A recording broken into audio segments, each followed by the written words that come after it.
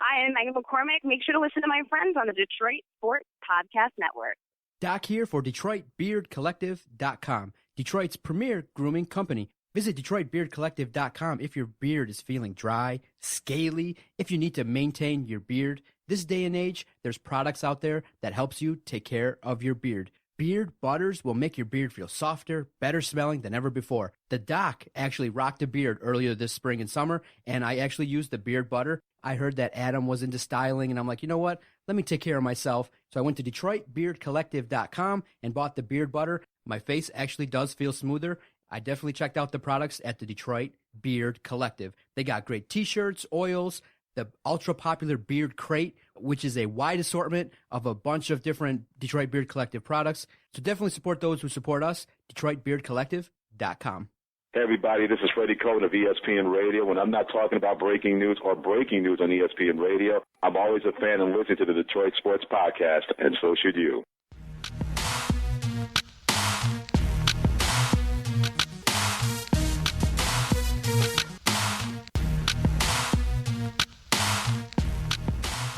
Often imitated, never duplicated. Thank you for downloading another episode on the Detroit Sports Podcast Network. This is the Doc and Jock Sports Podcast. I am the Doc, John Macaroon. Joining me, my cousin, Adam the Jock Strozinski. What's up, cuz? Happy week of Thanksgiving. Happy week of Thanksgiving to you, too.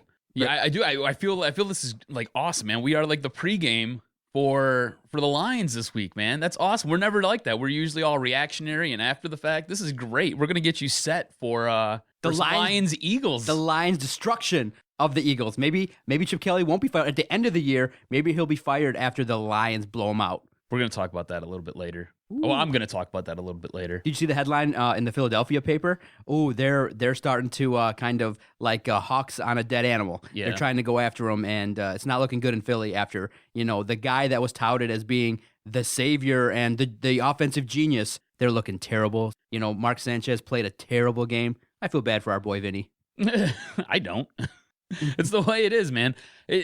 Dude, seriously. If you look at the moves that Chip Kelly did, I don't even know why we're going off on a Chip Kelly tangent, but if you look at the things that Chip Kelly did, it just doesn't make any sense, man. You had a great running back in LaShawn McCoy. You trade him away for Kiko Alonso, who I actually really like. I think he's a very good linebacker, but I'm not trading away, I don't want to say a generational talent, but a top 10 running back in the league for a linebacker. I mean, you can go get a linebacker pretty much off your couch. The Giants did it a few years ago. So, I mean, the things that he's done just doesn't make any sense. And he's trying to build this like it's a college football team, and this is where the big boys play. I mean, everybody can basically run a 4.40 or a 4.740. It doesn't matter. Even the big fat guys can. It's much quicker, much bigger, much faster. Everything is much, much more. And he's trying to do it like it's college, man. Doesn't work. Doesn't translate. And it's nice going into a game with maybe not too much, but an expectation that the Lions could win the game.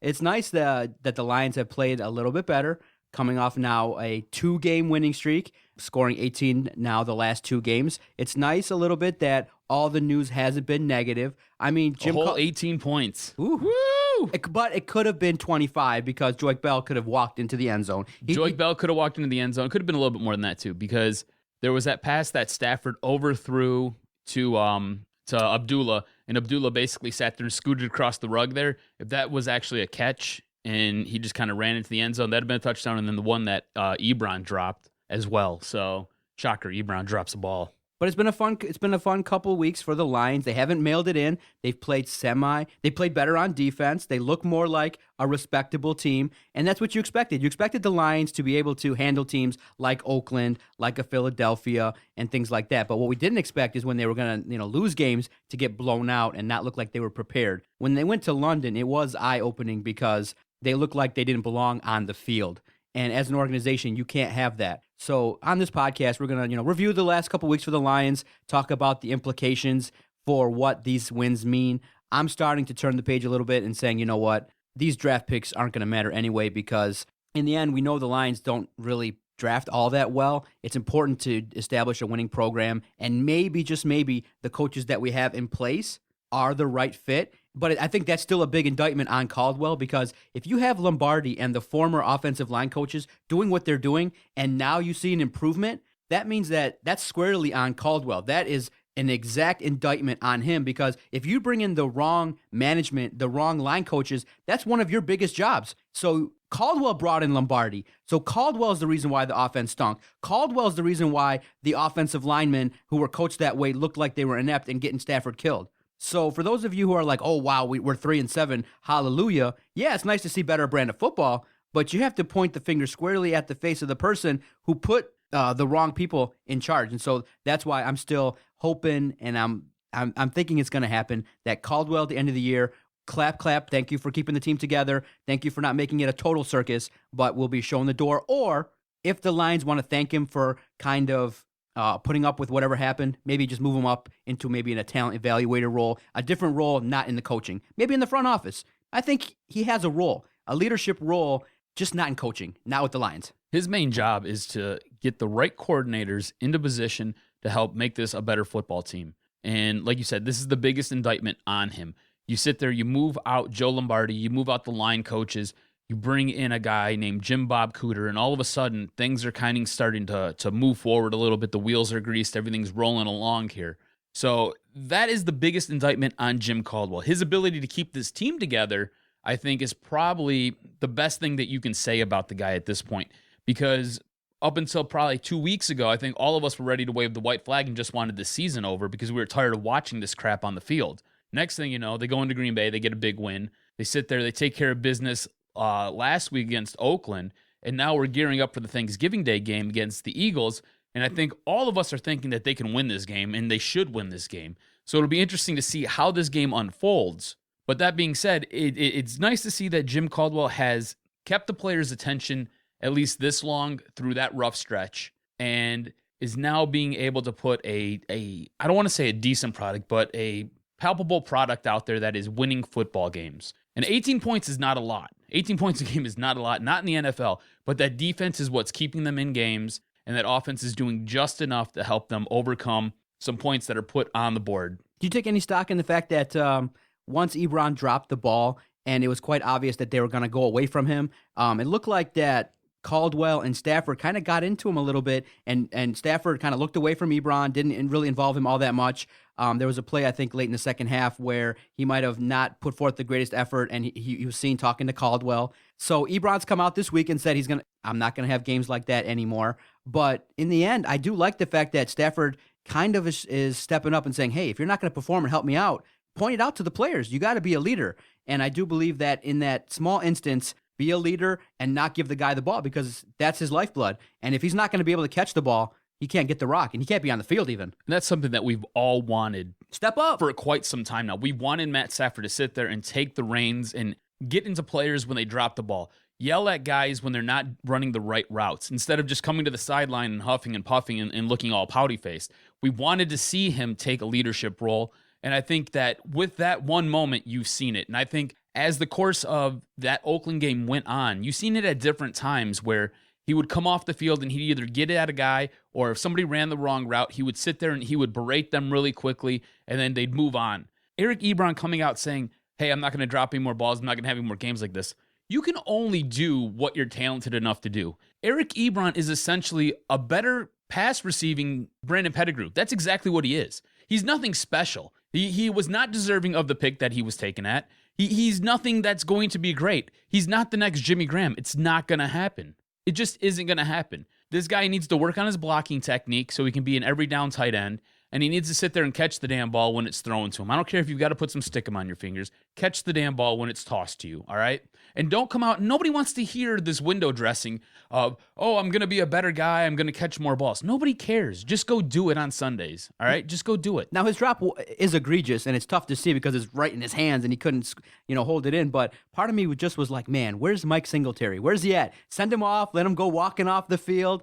And Caldwell's like, can't coach with him. Can't have him. Cannot win with him. Cannot coach with him. Can't do it. I want winners. I want people that want to win. Need a guy to catch. If you've ever played high school football, catch the ball. We'll take it back to high school football, or even middle school football. If it hits your fingertips, you better come down with it. You better catch it. What's it going to take for this guy? From day one. What's it going to take? I mean, does he need to be publicly shamed? I mean, maybe getting scolded by the quarterback who hasn't done all that much in his career, in the playoffs, it might do it for you, but he's feeling the heat. And every time it's just like, oh, man, another drop. It's just, we won the game. Obviously, the drop from Ebron is something we all didn't want to see. It was quite an irritant. Can't do it.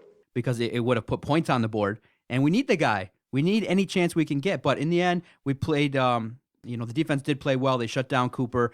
Carr didn't do as much as we thought he might do versus defense. And you see an elevation in the secondary. So all those things were points that I put down as, wow, okay, Darius Slay is not getting torched week in and week out. He's put together now 2 solid performances. Nevin Lawson, is trying his best to be as scrappy as he can, is making some plays. Now, the part that's tough is that you really get to see, okay, the Lions are just are a solid team versus mediocre clubs. Mm-hmm. I truly believe that if they go up against now Green Bay next week on Thursday, it's going to be a tough game again. And I believe that versus the upper echelon teams, and that's what I kind of look to see, New England would roll Detroit like 60-3. They would roll them. It'd be lights out. It'd be over in the first quarter. So that's how far away we are. Great. You can beat up the bad teams, but that's how the NFL's set up. The NFL is, kind of set to where a lot of teams are going to be in that 6 to 8 win range. We don't want that. Did you see that stat? I think 9 or 10 seasons straight, or a big number. New England's won 10 games. New England's won 10 games for the better part of, I think, the last 9 seasons, or, each and every year for this whole decade. And the Lions, I believe, have 9, 10 win seasons in their whole franchise. Yeah, I think it's 13. I want to look it up, but they've won a lot. It just goes to show you what having a good front office and having good management will 10 do. 10 wins every year. Which is why I am so concerned that they keep winning games. Because if they keep winning, do they then keep Jim Caldwell? Do they then keep Sheldon White? I mean, what then happens? We have erections then, and nobody wants an erection while you're playing football. The biggest erection I got from Mrs. Ford. That's right. There it is. Boners everywhere. And I feel like we'd have boners running the front office at that point, because Shelly White, I don't really believe Shelly White deserves to be here. And Jimmy C, I don't want Jimmy C on my sidelines. I'm telling you right now. So I know I can't imagine you saying yeah, but no thought in your mind believes truly that the Lions are going to win out. I know I absolutely don't believe that. But stranger things have happened. The schedule's looking, if you look at it, it could happen. This is my concern, is that they sit there, they string a couple wins together, they start believing in themselves. Next thing you know, they get on a little bit more of a roll. They've sat there and they strung 5 or 6 wins together, and now all of a sudden, Martha's up in the office like, hey, maybe we should promote Shelly White. Let's make him the general manager, and let's see what he can do. Let's give him a whole year to see if he can put something together. And you know what, Jimmy C, you're doing a great job too, so we're not going to fire you. We'll let you rebuild your staff, and you get another long-term deal. And I don't want that. I don't want that, because I want a good front office. I think everything stems from having a general manager who knows what the hell he's doing. But here's the part I was talking to Jason about on the Motor City Rant podcast. The Lions are playing better because the defense is playing better. The offensive line isn't as brutal. The offense is somewhat stabilized. It's not great. It's not as terrible as it was. But you can't say either way that this is because of Sheldon White's doing or not doing. So I was telling Jason, I wish we could just see one draft, what he would look like in terms of putting a team together. But he's not going to have that opportunity to have that. He's going to be graded upon, I think, unfortunately, he has to be graded upon all the past stuff. But in the end, the way I think about it is then, okay, you promoted this guy. That means that you say that he can't maybe step up and actually make the picks. Sheldon White is probably the unluckiest person in this whole front office shakeup. He might have talent, but unfortunately, the fan base and the media and everybody watching the Lions at this point is ready now for the fresh start. And if it means maybe potentially giving up a guy like Sheldon White who could be valuable, you got to do it. You have to change the perception that this is an organization that's just, nepotistic and only in it for money. You have to really, it's going to take a lot for people to stay on board, because we were on board when they broomed out Mayhew and Lewan. We're on board. You bring in Rod Wood, you lost half the people in their confidence. You lost the people. And his first comments were terrible. But the Lions need a fresh start, and anything at all, whether it be victories, positive news, anything at all that can, lead to them keeping these people, I don't want. I just want a fresh start. Just say it. Just come out and do it now. It's Thanksgiving. Give us something. Give us a bone, man. Give us a bone. Just say, we're going to have a fresh start. Because the thought of Sheldon White and Jim Caldwell coming back makes my ass burn, and I get butthurt, as the new word is, and pisses me off. I don't want, even if there's 2%, it makes me butthurt. I like how you talk about the Lions and reference your butt. That's awesome. But yeah, no, man, you're right on. You're absolutely 100%. Because if they sit there and they promote Sheldon White, and I know we're going off kind of on a stretch here about, ifs and buts and candy and nuts. I mean, if my grandmother had nuts, she'd be my grandpa, right? But ifs and buts, you see this happen time and time again with this organization. They do this type of thing. They promote from within. You've seen it with Mayhew. You've seen it with Lawand. This is what happens. This is where we're at. If they go out and they grab a general manager from a winning organization, I think everybody else feels much better about themselves. And that general manager says, you know what? You have something here with Sheldon White. You have something here. He understands football. He knows what's going on. I want to keep him as my assistant. I think if that happens, I think everybody is A-okay with it, and I think we're all on board. But you can't have Sheldon White be your next general manager. You just can't do it. The whole city will burn down because you already have a president who's come out and said, I'm not a football guy. I don't handle football operations.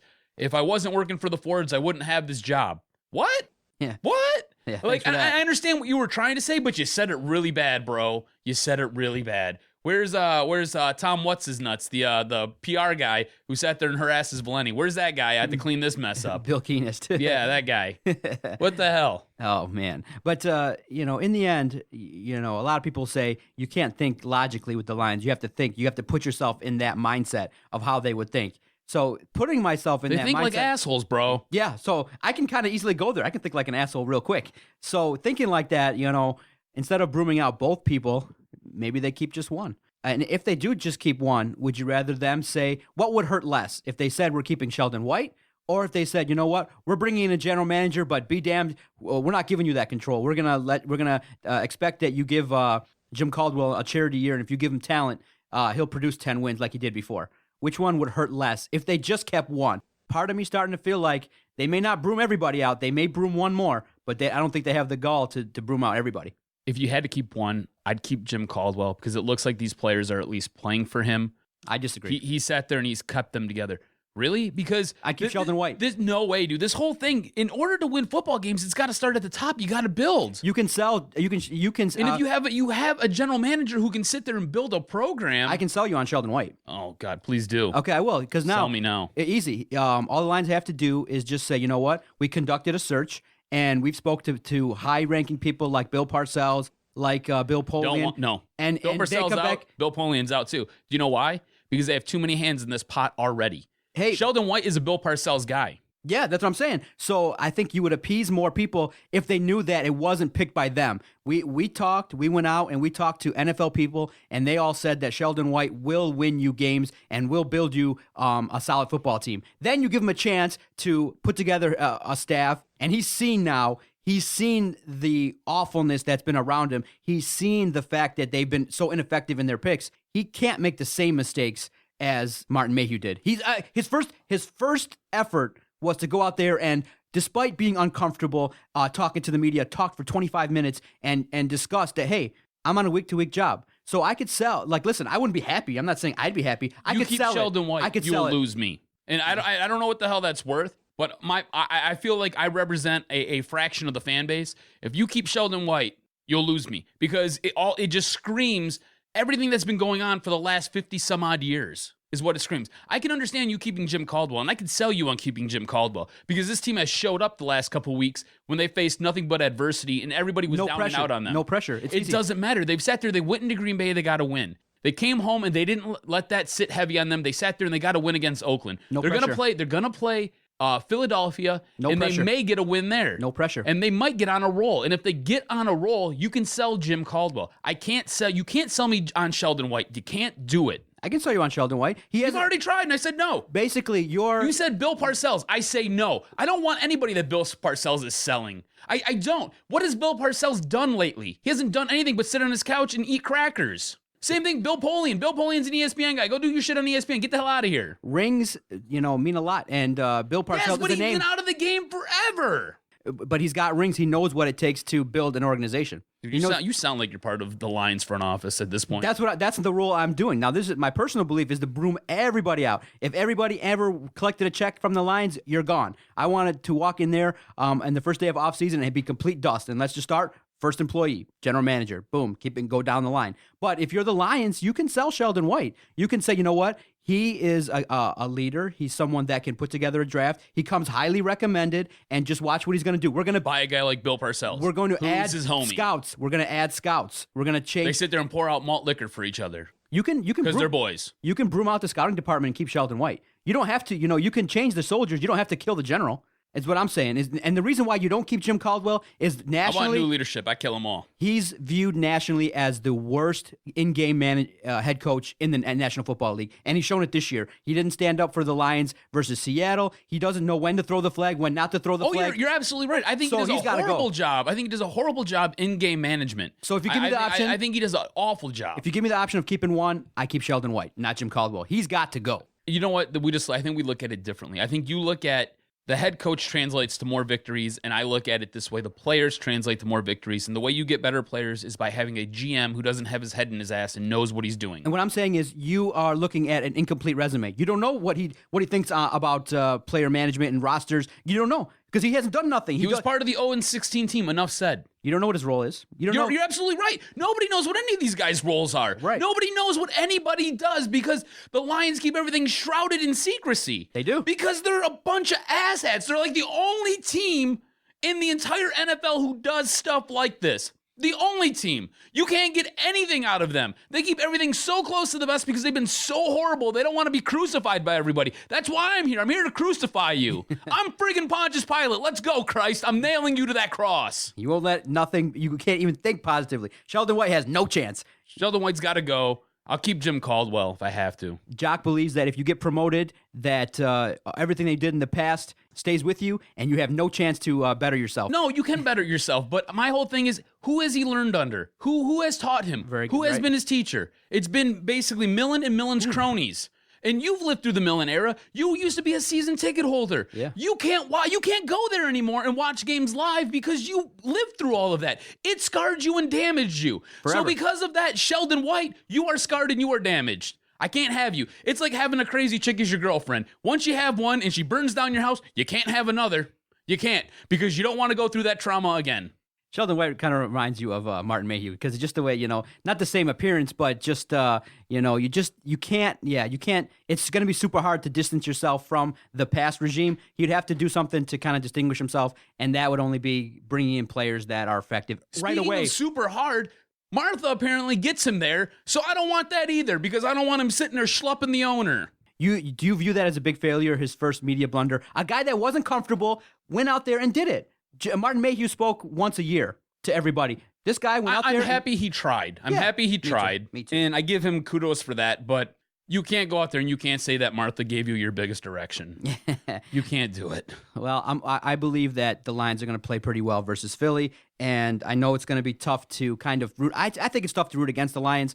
I know that basically everybody wants them to broom house, but I think you got to start thinking that if they don't, what's the likely scenario that might lead for them to have the most success? And I think that would be keeping the GM. And you think it's keeping the head coach? We can agree to disagree, but you lost that one for sure. We'll see. All right, stay with us. After the break, we're going to talk about the University of Michigan versus Ohio State, the big week in college football around town, the big rivalry game. And then later on in the podcast, we're going to get a chance to talk to Dennis Fithian from 97.1 FM The Ticket. He'll give us his insights regarding Michigan, as he is a big Michigan supporter. Stay with us after the break, a preview of Michigan, Ohio State. Doc and Jock here for Fanatic U. If you're looking for some sweet sports swag and you love your Detroit teams, and I mean you really love your Detroit teams, you got to check out FanaticU.com. Check out FanaticU.com. Use promo code DSP, save 15% even off the clearance items, and get the coolest gear out there and rock your Red Wings shirt, rock your Lions shirt, rock your Piston apparel. Wear it till the wheels fall off. Michigan State, you know what? They got it too. Check out Fanatic U. They have 6 locations all over Metro Detroit. Check them out, FanaticU.com. Yeah, we coming now. Come on. Yeah, that's right. We put it down. It's like a family in here, just a little disabled. Putting it down, we lay them out on the table. Yeah. Who's in the house? The brothers in the house. Gotta turn it on out, but you know what we about. Kinda like Cain and Abel, a bit unstable. Don't be breaking the brain, break the whole damn table. Thank you for sticking with us. Thank you for listening to the commercial break. I love our friends at Fanatic U. They always hook us up. And if anybody goes online at fanaticu.com in the next month and a half before December 31st, and you'll be entered to win a $100 gift card to anybody that makes any online purchase using that promo code that you said, DSP. Our friends at Fanatic U want to get your year off right. So definitely buy anything at all, DSP, use the promo code at checkout, and you'll be entered to win a $100 gift card. Think about it this way. So you're going to sit there, you're going to buy a great jersey or a great t-shirt for somebody that you love for Christmas, and then you're going to get a bonus of $100 so you can get yourself something. How incredible is this? Fanatic U, they're like Santa Claus. All they do is give.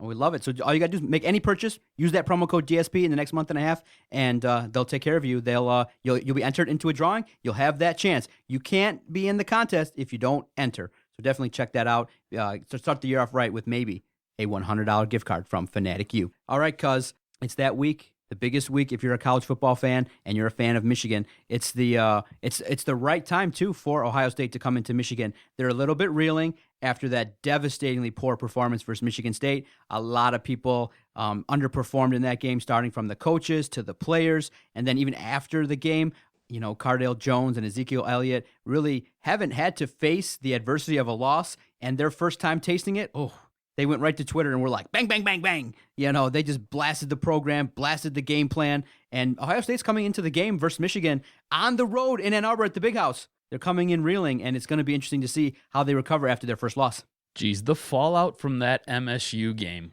Oh, boy. I was sitting there watching it live. Have and they I was ever just heard of loyalty? Oh, my goodness. I was like, really? You just threw your coaching staff underneath the bus like that? I was like, hey, good thing you're declaring, but geez, this is the wrong time to do something like this. But I think this sets up great for Michigan. If Michigan goes into this game and handles their business, if they win, I don't want to say they're in because they're going to need some help from Penn State, but this game is going to happen before the Penn State MSU game. In their mind, they have to know all we have to do is we can control what we can control. We're going to go in here, we're going to handle our business, we're going to get a W, and then we'll leave it up to Penn State. And then maybe if all the cards fall right, we'll be playing for a Big Ten championship game. Going into this season, did you think we'd be talking about a Big Ten championship game in Jim Harbaugh's first year? I didn't. Not at all. I think when we predicted everything, we came up with 8-4 or 9-3. I think that's where we kind of fell. 7-8 max was like the peak. Right. It's just amazing what he's done with this program right now and where we're at. And I think going into this game against Ohio State, I think everything lies in front of them. They have the opportunity to sit there and embarrass OSU and to keep them reeling and keep them on the ropes. And I think if they go in there and they do a good enough job of running the ball, stopping the run, I think they have a great shot at winning this game. What I like to see is someone come in and not do the standard, hey, it takes us a couple years. It's going to take me 4 years to get my guys in here.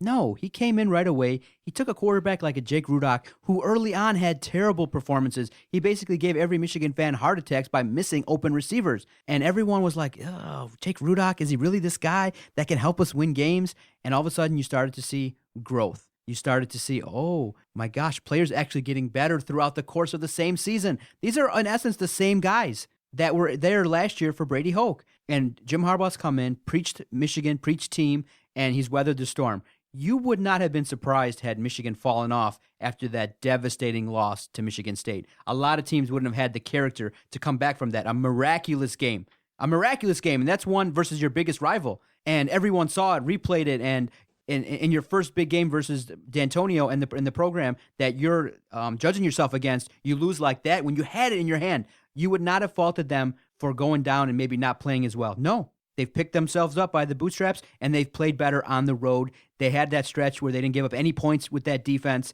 and you've seen the emergence of guys who are talented actually show that talent. Chesson with great games. Jake Rudock, wowed everybody with his performance, with that 6-touchdown performance. So what you like to see is a guy like Harbaugh come in there, and he's put his stamp on the program his first year. Just imagine what they're going to do when he gets the guys that fit his program. So you can tell now, even after, look at the news from Tuesday. Marches to the graves of Bo Schembechler, throws a Buckeye down, knowing that people are going to know about it. And he believes in tradition. And anytime you read about it and you read in this week's coverage, you've really got a sense of this guy belongs and he's the guy in charge of that program, the right guy to take you where you need to go. And I'm super excited to see what they're going to do this first week. I truly believe Michigan's going to have the best game plan available to try and win. Now, not to say that they're going to win, but they're going to give themselves the best chance. The offense is going to play well, the defense is going to play well, and they're going to go at it. And I can't wait. Can't wait to watch it. Out of everything you said, I think the one thing that is most important is the maturation of these players. Yeah. And you've seen it going from week 1 to now.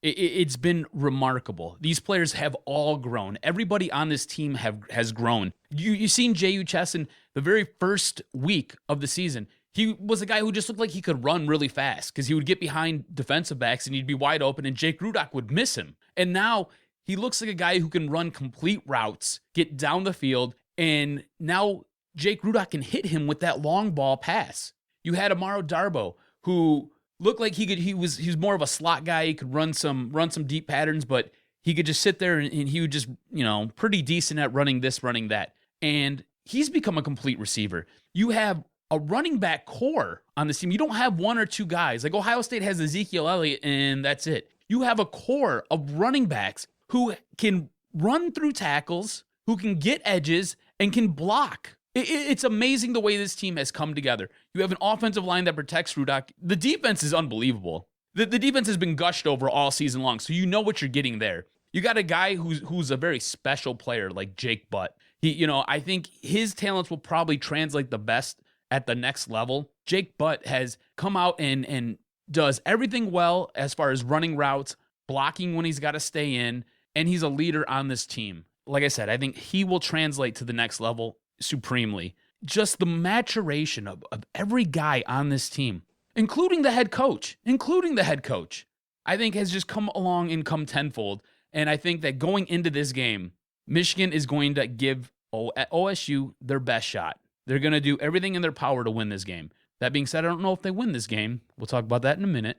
Going into this game, Michigan's going to give OSU their best shot. I 100% agree. And I think that what's nice is that Jim Harbaugh's first game versus Ohio State's at home. I truly believe they're going to have the edge psychologically in this game. I believe that they're going to do anything in their power to honor the memory of Chad Carr, and I do believe they're going to play great in Harbaugh's first game versus Ohio State. I think the big house is going to be rocking. The game is going to be very exciting start to finish. What's great to see is that some guys maybe that you didn't think that would play well have stepped up on the defense and offense. I'm fully expecting to see J.U. Chesson ball out. I'm truly expecting to see Jake Butt have a great performance. Darbo, Rudock. I don't expect nothing less than their best in this game. This is Michigan's bowl game. This is it. Jim Harbaugh will get the best out of these guys. It's going to make for a great, entertaining game. I'm glad it's at noon, and I'm glad that it's something that we can enjoy and watch for all Michigan fans. It's going to be a great time. And what's fascinating, too, with Ohio State coming in is that how do they rebound after a loss? And now their biggest game. Whew, it's going to be tough. Are they going to fold? Or are they going to step up? Ohio State's going to punch back too. Urban Meyer is no joke. He knows.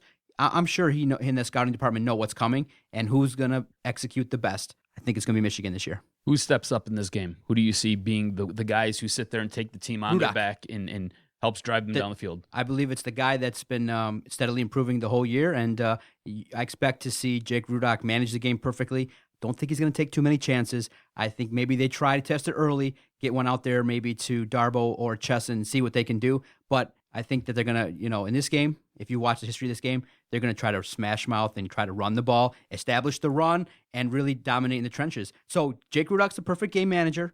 Not to say it's not to be disrespectful, but I don't think you're going to see him chucking it for 50 yards too often. They may test it, but I don't think so. I think that they're going to try to manage the game early, get into the offensive rhythm, and then just dink and dunk all the way down the field and rely on that defense. I don't think they do anything different offensively nor defensively. But what I think they're going to run to set up the pass, and I think that's kind of what this team has been predicated on all season long. The run has been very important. You're going to see a lot more plays with a guy like Jabril Peppers, and I think he's going to be the game changer. I think he'll be the one guy who can flip this game on its edge and help U of M get the win.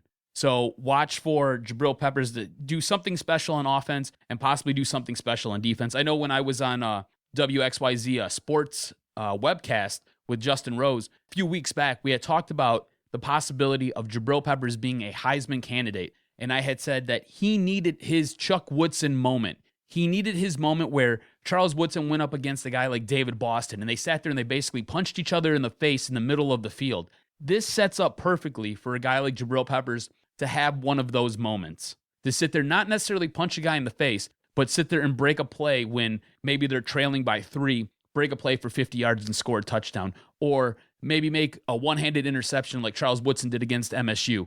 This sets up perfectly for him to do something special, and watch for that to happen. And I think you're right. They sit there, they run the ball at smash mouth football because the game plan's out there. You've seen it with what MSU did. MSU sat there, ran the ball 51 times, ran it on these guys, controlled the clock, and kept them off the field. And that's what you have to do. You got to secure the ball. You got to run the ball. And I think that run will help set up those passes. So look for a guy like J.U. Cheston to get down the field, get behind the defense, and look for them to sit there and take their chances. I'm not saying they're going to do it all the time, but maybe 1 or 2 times, chuck the ball down the field and pick up a massive chunk of yardage. Yeah, and also I think Butt will be the security blanket for Jake Rudock. If the plays break down, if he's looking for Darbo or Cheston, or he's looking for the other receivers, and Jake Butt's been a guy that's been productive all year, and you also expect him to step up and play a solid game versus Ohio State. Everything's perfectly set up for Michigan to handle their business, and then they'll have to just sit and wait and see if State can handle their business, potentially without Connor Cook. I think it's leaning toward that he's gonna play, but you never know. And it's Sparty. You always have that in your back of your mind that, hey, they may slip up. Not likely. Michigan State, I think, is going to handle their business. But all you can do, like you said, get in the game, do your best. And really, I do believe that if Michigan defeats Ohio State in Harbaugh's first go-round, then you're going to have a rejuvenation in the Michigan fan base. And because Ohio State's kind of dominated now in the series since Urban's been there, and even prior, Michigan has been on the short end of the stick versus their biggest rival. Like the last 15 years. Yeah. 18 years they've dominated. So this is a big game. Now, should they lose, is it a big setback for Michigan if they lose to Ohio State? It depends on how they lose. If it's a close game, they lose by a field goal, I don't think so. I think you can take some solace in it was a good game. Expect Michigan to get better as Harbaugh institutes what Harbaugh's trying to institute here, especially with his own players, something that we had talked about previously. But if they go out and they get their butts handed to them, almost the way that they lost when they had Rich Rod at the helm, where I think they only scored a touchdown and it was like 36-7 or something like that. I think if you lose that way, and I don't expect that to happen at all. Should be close, yep. Yeah. That's a major step back. You're stepping back, you're scratching your head, and you're saying, these guys couldn't even get up for their biggest rival. They couldn't even sit there and match that intensity, especially a team that's reeling from a week ago where your other big rival sat there and punched them in the mouth. Are you this far behind? I think if something like that happens. That all being said, I have a question for you, and I don't mean to deviate from the U of M OSU talk, but I was sitting there thinking, and a lot of times while I'm at the gym, I listen to different radio stations and different things, and the narrative is Sparty this, Sparty that, Sparty. Does the Sparty moniker bother MSU fans? Because I feel like it's disrespectful. Like, I would be really upset if everybody was like, oh, the Wolvies, the Wolvies, the Wolvies, the Wolvies. Like, no, we're the Wolverines. You're the Spartans. You never hear me come on here and you never hear me say Sparty. I don't say it. I think it's demeaning. So you as an MSU guy, is it demeaning? Does it bother you? It's kind of like one of those things where, if you're a U of M guy and how you say it, then it can be disrespectful. But hey, we call it, we're Sparty. But I love Gruff Sparty. I think Gruff Sparty's great. Yeah. I wish that was your logo still. Yeah, no, I don't take too much offense to it. I just go, you know what? If you want to go there and use it in a disrespectful way, all you got to do is look at the results. Michigan State now is talked about as being an elite program, ranked number 5 in the college football poll. So I don't take too much offense to it. I minimize all that. You can't logistically disrespect Michigan State anymore. You can definitely clown on them if they lose or if they don't get to the playoff this year. You can say, okay, what's it going to take? But in the end, now Michigan State basically has 7 to 10 great wins on their resume, and they play a great brand of football. People are watching. I mean, Michigan State, Ohio State got a 7.0 rating. So people are watching solid football. And it was a great game. From Notre Dame, Little Giants, to victories versus Ohio State, that classic picture with Urban Meyer eating that pizza, devastated in the Big Ten, I think it was Big Ten title game. So we've had victories versus Ohio State. We've had great victories. We've had the miraculous victory. The only thing that's stopping now the only thing that we have yet to reach is the pinnacle. Get to the playoff, win the national title. Championship. That's all we've got left. I mean, and when you look back on D'Antonio's first press conference, when he came out and was like, these are our goals, win the Big Ten, change the perception, win a Rose Bowl, he's done it all. And he's done it all and basically giving all the Spartan fans heart attacks. Never easy. That's how we like If it ain't rough, it ain't right. If it ain't rough, it ain't right. And we've shed the little brother moniker. We've established ourselves as being a national powerhouse, and we've sent now well over 6 to 8 great players now in the NFL who are productive. That's all you can ask for. So you can disrespect Sparty all you want now. It's all good, man. All we got to do is say, check the film, homie. That's all you got to do. All right, how do you see this game wrapping up? I like Michigan to be winning this game around the area of 2017. Solid game, close game. Not too much early on. They're gonna be feeling each other out, and then in the second half, both coaches will adjust very well, and Michigan will hold off on defense. They'll get out to a 20-10 lead by the third quarter, and they'll hold on. Maybe Ohio State will get a late touchdown, maybe drive in, and Michigan will hold on with their defense. I think I see the game wrapping up very similar to how you do. I think that it's going to be very run heavy. Jake Rudock will be taking his chances downfield with a guy like J.U. Chesson, but that's only after the run sets up the pass. I think Jabril Peppers will have 1 or 2 special plays this game. They're going to be design plays that will be installed this week by the coaching staff. And that being said, I think this game ends on a field goal. I think it ends 24-21 Michigan. And hopefully it's going to be a great game, and everyone's is ready, and we're all looking forward to a great college football game, and it should shape up to be a solid football game. So now we were chatting before the show, and you had come up to me and said, "Hey, there are some things I just got to know, and I just have to ask you some questions, and maybe regarding the holiday, maybe regarding sports, in a new segment we can call Doc Knows Best." You're the future of our business. I'm the man. I think he comes off as just an asshole. What you got for the Doc, sir? That's right. I need to know, how does the Doc prepare for Thanksgiving? As you roll up to the studio today eating a turkey and stuffing sandwich. Exactly. You go up to you get ready. I love this time of year, the fall, great football games. How do I get ready for Thanksgiving? The last couple of years we've done podcasts, so I keep working. I keep working right up. I'm not a guy that goes out the biggest bar night of the year, all that kind of stuff. I go home, hang out with the family, and then I soak in all the sports I can get. True that. I'm going to watch, maybe if there's a Pistons game on tonight, I'm going to definitely check in on some stuff on the DVR, watch NFL Network. I love the series Football Life. I loved watching Charles Haley. You know, Charles Haley was a coach here for a couple seasons. Even with Charles Haley, when in the Millen era, he brought him here. Even with Charles Haley, one of the best defenders out there, the Lions couldn't do all that much. But I catch up on sports, hang out with the family, and then on Thursday, get up early. I love... Actually, a little bit more I'm noticing for me personally, the games are so long and tedious with the commercials and the shitty officiating.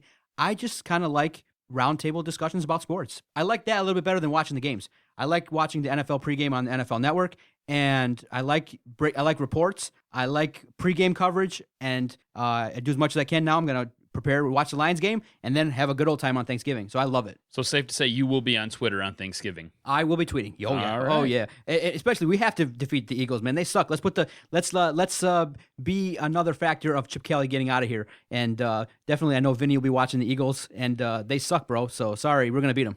Does the Doc get into Black Friday? No, not at all. I'm working. Have you never gone out? No. I used to do a little bit of shopping on Black Friday, but way in the afternoon. I'm never getting my ass out of bed at 6 o'clock on Black Friday. Dude, I'll be so full. I'm not probably going to get up to 10:30. But now lately, when you have your own thing going on, I got an office, I stacked my schedule for Black Friday. I'll be at the office here.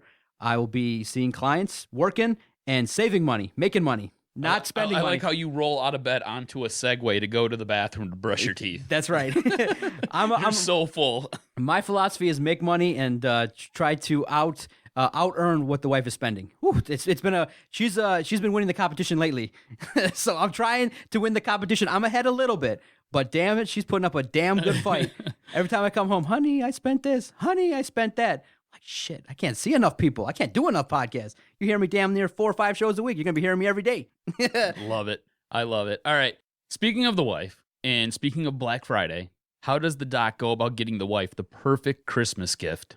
All right. So I'm a terrible gift giver. I like how it was silent for like 5 minutes as you were pondering this. I don't even know. No, that's the truth. For the most part, my wife is great. I try. She's very particular, but she has dropped hints already. But I wasn't listening in particular. She said, I like this. So she came up to me the I've other been at day. the dinner table when you two have been talking, and you're off in Yeah. Dockland doing whatever Doc does, and she's sitting there nattering on. Yeah, she talks, and most of the time I listen. But she came up to me 2 days ago and was like, "See this perfume? I like it." I'm like, "Oh yeah, great." And the first thing in my mind is like, "Damn, gotta spend $50 to $75 on perfume." Add it to the list. No, but my ideal thing is, I like just to give her nice things. So I'm more the guy that just, hey, here's a gift card or here's a bunch of money, go spend, do whatever you want with it. But I do know what she likes. And how I go about it is I just text my sister, text her mom, text her sister, text people that she knows and say, what does she like again? And, her best friend. Just text people that are close to her. So basically you have her friends on speed dial. Got her friends on speed dial. You They sit know. there and you're like, hey, what can I get her? And they know that a text is coming when I go shopping, that they know they will always be the first to know what I get because I'm asking, what the hell do I get her? I love it. I love it.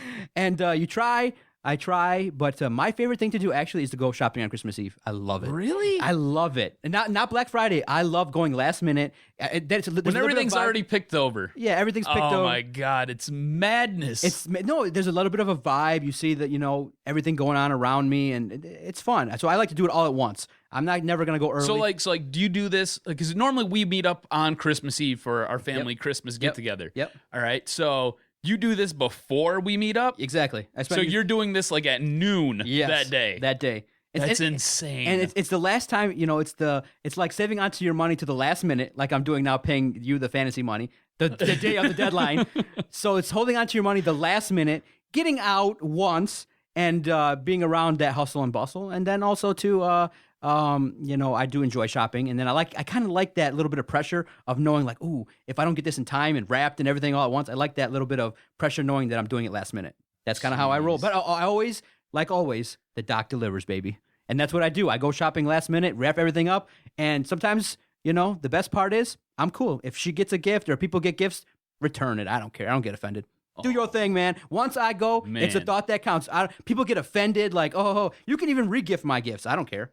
Jeez. None of that stuff. I just go. That's crazy, dude. I had to do the Christmas Eve shopping one time before, and that's because me and my sister couldn't get my mom something that she needed or that she wanted. And never again. The only way we could get it is on Christmas Eve. And actually, a few years ago, I felt bad for my sister. I was out of the country. My sister had to go spend time at FedEx on Christmas Eve. She was there for 4 hours, trying to pick up gifts that were supposed to be delivered to the house, but they screwed up the delivery. She was so mad. No, I could see people.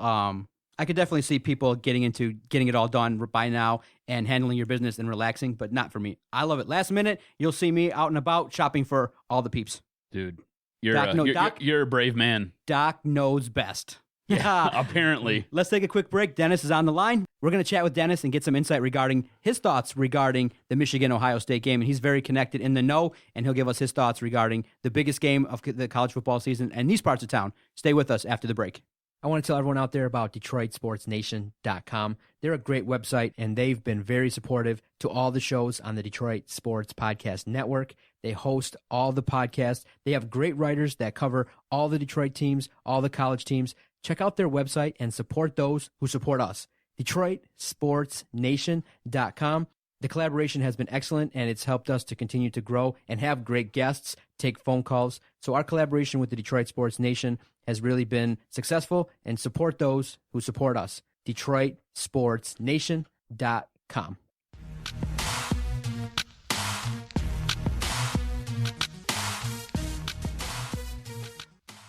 On the phone with us right now is Dennis Fithian. You know him from 97.1 The Ticket. You can also follow him at Dennis Fithian on Twitter. Dennis, I've known you for quite some time here, and I know you're a big U of M supporter, so I wanted to get you on here. I want to talk U of M football with you. Thanks for coming on.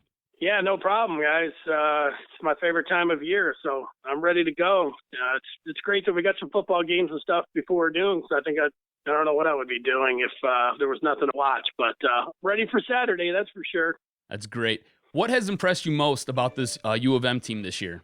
Everything's impressed me about this Michigan team. It's coming into this year, that first game against Utah. I've seen Darbo and Chester for a couple of years, and they didn't impress me at all. And I'm watching them in the first game, and I'm like, are these the same guys?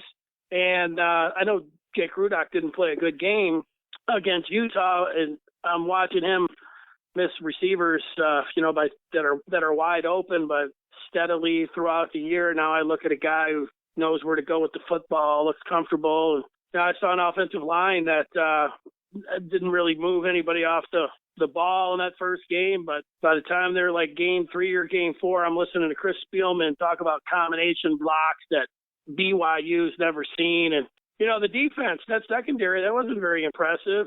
When I looked at them going in, now they're, ball hawking, swarming around. And, the defense lost a couple guys up front, but they look like they got it together a little bit last week, and they get quality marks. Coaches all the way, of course, starts with Harbaugh. But I saw on the broadcast, guys, against Penn State, what did the guy say at one point? He said they got 98 years of professional experience, and, they look like it. I mean, they look great. It's been a fantastic year, but if they're able to finish it off with a win on Saturday, it's close to being a great year. Speaking of that defense, it's come out today that that Durkin is the number 1 contender for that Maryland head coaching job. How does that affect Michigan if he does take that head coaching job next year? Well, he's done a great job. I mean, look at it. I mean, it's like on the offensive side. I mean, he's a fantastic coach. That hurts. I mean, you lose a great recruiter, but I look. Like Michigan State. Mark D'Antonio's a great coach, and it hurt when he lost his defensive coordinator to Pittsburgh. But when you get the top guy, he'll be able to find somebody. I think they'll be okay that way. But that's part of it. Just like when you look at Chesed and Darboh, and you're thinking about guys that are coming back, Jordan Lewis, Jake Blount, all those guys to go pro. So you want them to have great seasons, and they have, but no, those guys might be going to the NFL, so that comes with the territory. Now, Dennis, a lot of people have kind of been peeking in at the performance of Jake Rudock and how he has progressed throughout the course of the season, highlighted by a 6-touchdown performance. And a lot of people are asking, okay, do you see Jake Rudock as being a guy with an offseason, with some more training, as a guy that can be a productive NFL quarterback? What are your thoughts about Jake Rudock and his fifth-year senior season? No, I don't think he looks like a pro, but I know people keep saying that, and you'd have told me that after the Utah game, man, I might have hung up on you and said, you're crazy. But it just shows how much, he's come along and how much better he looks.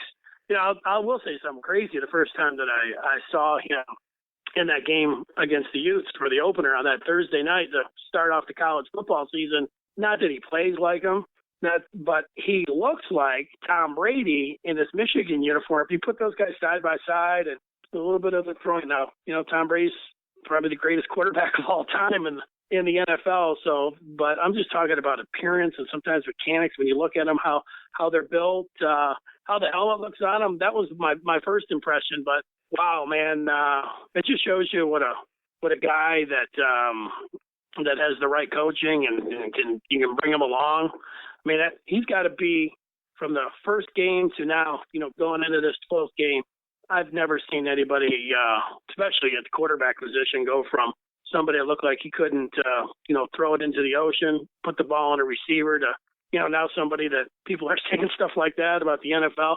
No, I don't think so. But, I didn't think Tom Brady was going to be any good in the NFL either. On the phone with us right now is Dennis Fithian from 97.1 The Ticket. You can follow him at Dennis Fithian on Twitter. Dennis, what does Michigan have to do to get this win over OSU? Yeah, by the way, that at Dennis Fithian is a great follow. Well, I think that, I'm stopping the run. This time around, the bruised ego of Ezekiel Elliott, who only had the ball, 12 times. That was ridiculous. I don't know what they were doing, but I saw, the first couple plays, Penn State, Barkley was running the ball up the middle, and the week before, I mean, that kid Howard from Indiana looked like Adrian Peterson. So I think it all starts there. If I'm looking for one thing, they keep Elliott under 100 yards, I think Michigan wins. Do you think we see a different game plan from OSU this week as opposed to last week, where Ezekiel Elliott didn't touch the ball hardly enough and they didn't really throw deep at all? Well, if they come up with the same game plan, I think they should fire everybody again. I think Urban Meyer's a great coach. That was a ridiculous game plan. Sometimes you we watch a lot of football, guys, but you sit back and you know these guys, they're getting paid millions of dollars and everything else, and to button it up and not give the best player, and then and Elliott not giving him the ball, and then you think about, and I know it was windy, and of course that was a factor, but they took no shots downfield. And the number one thing that you do against Michigan State, if you've watched them this year, is you take some shots downfield. And the one shot that they did take, Barrett had somebody in his face, but he had the guy running free. I mean, it's inexcusable. I would never say you try to put yourself into be a Buckeye fan. It should be a very difficult thing to do. But yeah, I'd be beside myself too. It was ridiculous what that's the worst game plan, worst execution, worst adjustment, everything that you could put in there. It was terrible, man. It was just terrible from a guy that we know is a great coach. I don't get it, man. I'm still mystified. I don't know what you guys think, but that was nuts. Yeah, I was scratching my head while I was watching the game too. Yeah, I hope so. None of it made sense to me. All right, we're going to get you out of here on this because I know you're a very busy man. You're a man of the people here. So who do you got winning this game? Give me 24-12. And I know you guys know your football history. I think if you go back to 1969, that was the score at halftime of the Michigan-Ohio State game. And that particular game, that was Bo Schembechler's first game against Woody Hayes. This time around, a lot of different parallels. They're not playing for a championship, but Michigan lost that year to Michigan State. Ohio State was the defending champs and everything else, and it set off the 10-year war. A little bit different this time because they're going to need some help later on in the afternoon, but it would just be a perfect score. So give it to me. Give me the perfect outcome. Michigan 24, Ohio State 12. Same as 1969.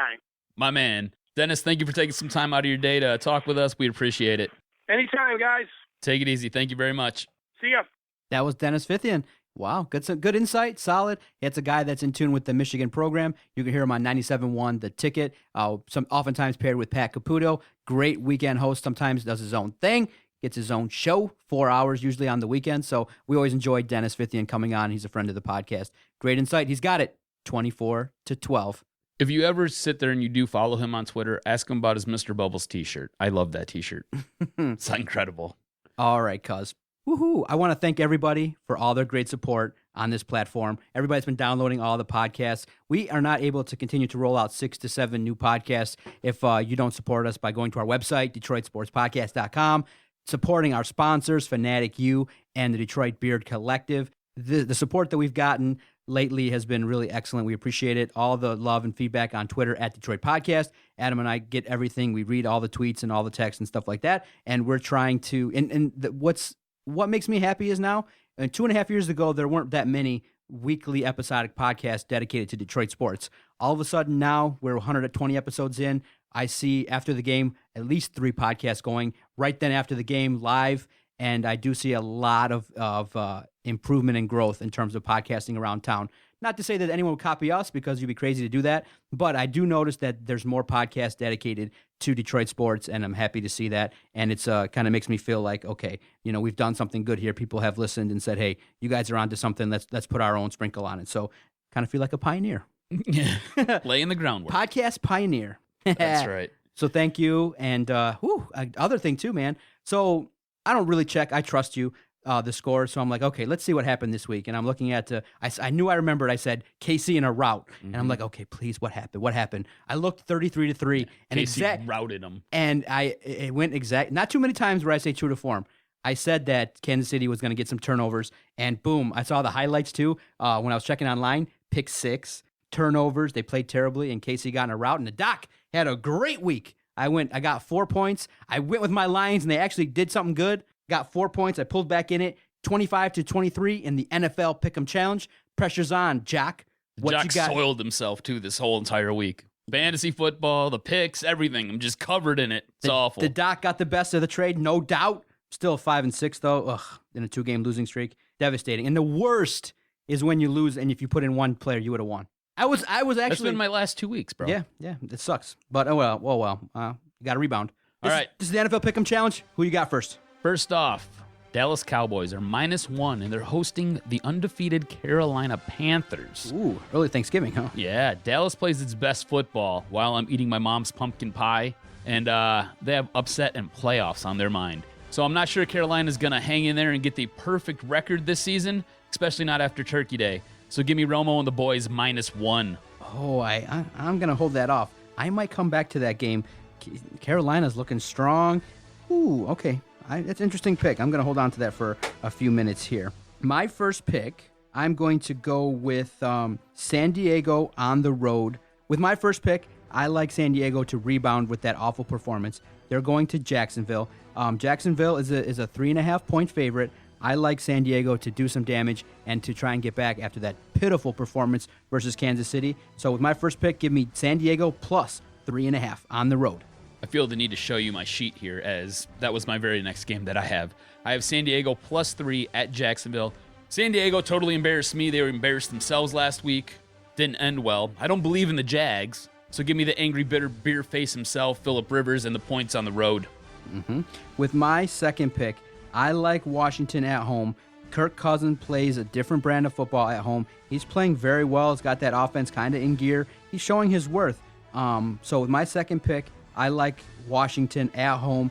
I like Washington to win by 5 to 7 points. Sounds good there.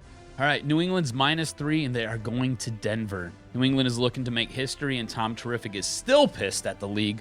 Plus, any chance to rub it in Peyton Manning's face, he's going to do it, dude. He's going to do it. I know Peyton's going to be sidelined, but Tommy's still going to sit there and take a dump on his chest. That's what's going to happen. So give me some Ugg boots, and I'll lay the points in Denver. Just scaling back for a second. Oh, Washington's an underdog. It's that spread is New York Giants -2.5. So yeah, I got Washington winning outright. I'm kind of surprised by that.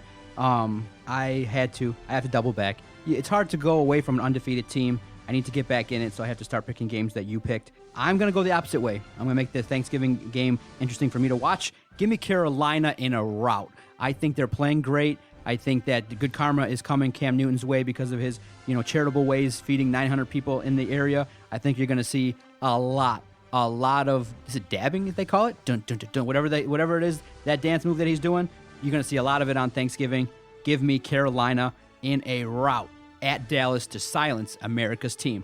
All right, so this leads us to the big game, Woo-hoo. the big dance. This is the game that Vinny goes to and he's torn. Maybe not, because he hates the Lions, and I don't know why he's a Philly fan, but whatever. Philly is coming to Detroit. With Mark Sanchez. I look at this game this way. I think the Lions will continue their winning ways over a team that has a storm that is brewing and beginning to pick up steam. The Eagles' ownership doesn't want Chip Kelly. Chip Kelly is getting sick of Philly and all of the tabloids and everything that's going on there.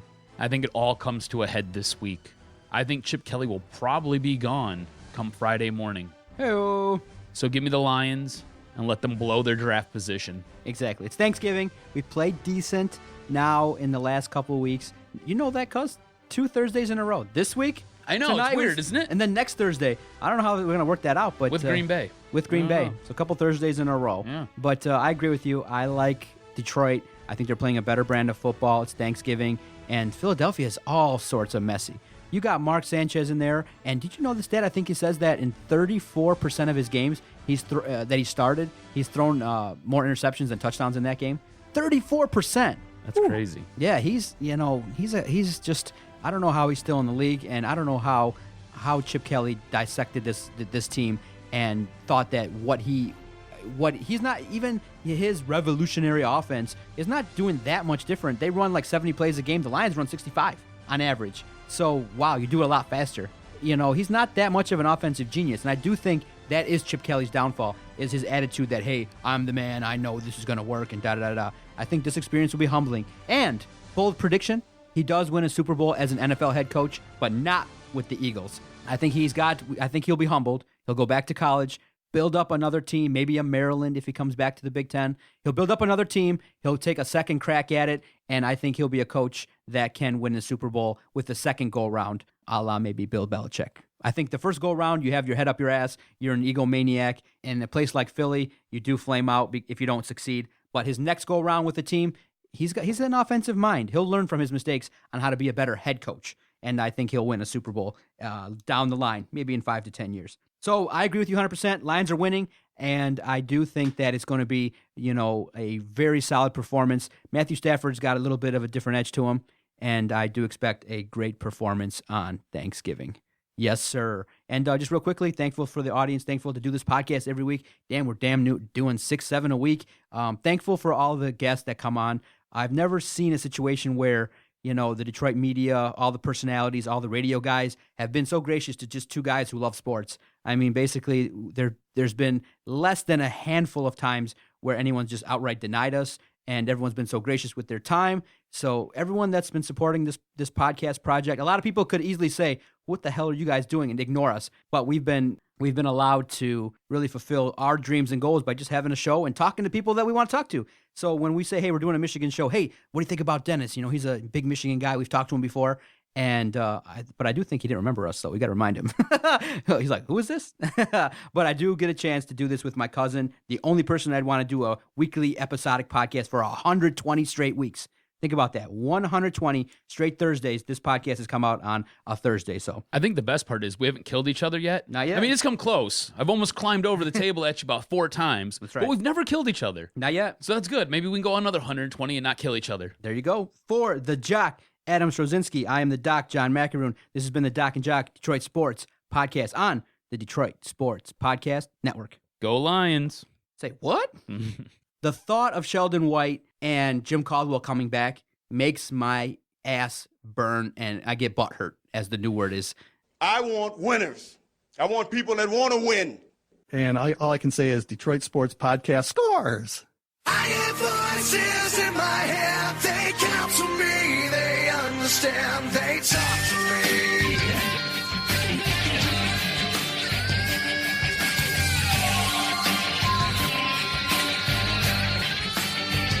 They talk to me.